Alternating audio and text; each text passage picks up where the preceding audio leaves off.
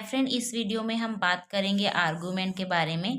तो N argument is a process which yield a conclusion. तो argument जो होता है वो एक प्रोसेस होता है जो हमें एक कंक्लूजन की ओर ले जाता है। तो कंक्लूजन क्या होता है? दैट इज अनदर प्रोपोजिशन है ना।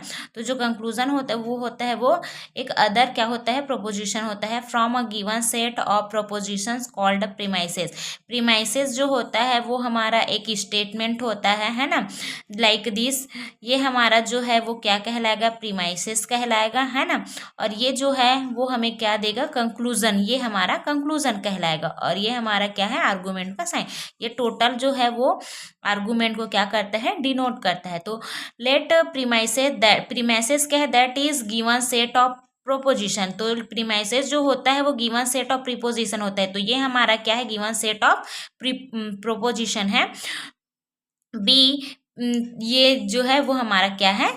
प्रीमाइसेस है। And let argument yield the conclusion. तो जो कंक्लूजन हमें मिलता है वो क्या होता है? दैट इज अनदर प्रोपोजिशन होता है। लाइक क्यों, यहाँ पे हमने क्यों को क्या माना है? एक अनदर प्रिपोजिशन माना है जो कि कंक्लूजन को रिप्रेजेंट करता है। That such an argument is denoted by. तो जो आर्गूमेंट होता है वो इस प्रकार से डिनोट होता है।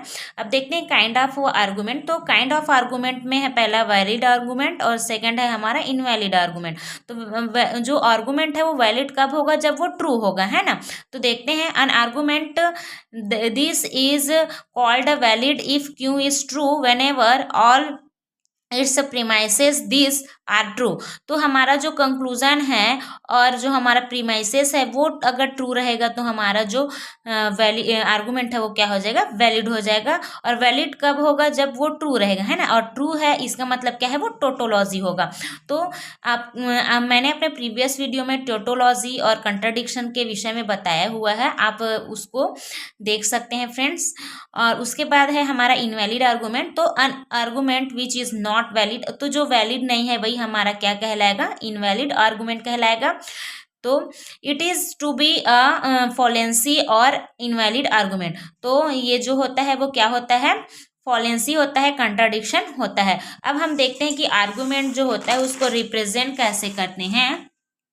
तो representation of argument, N argument this, ये एक आर्गूमेंट है, इसको हम किस तरीके से लिख सकते हैं? Is written. तो हमारा जो आर्गूमेंट है वो इस प्रकार से रिप्रेजेंट होता है, यहाँ पे आप देख ही रहे हैं। तो ये हमारा क्या हो जाता है? प्रीमाइसेस होता है और ये हमारा क्या है? कंक्लूजन होता है। तो ये था हमारा एक आर्गूमेंट, है ना, जिसको हमने यहाँ पे देखा है।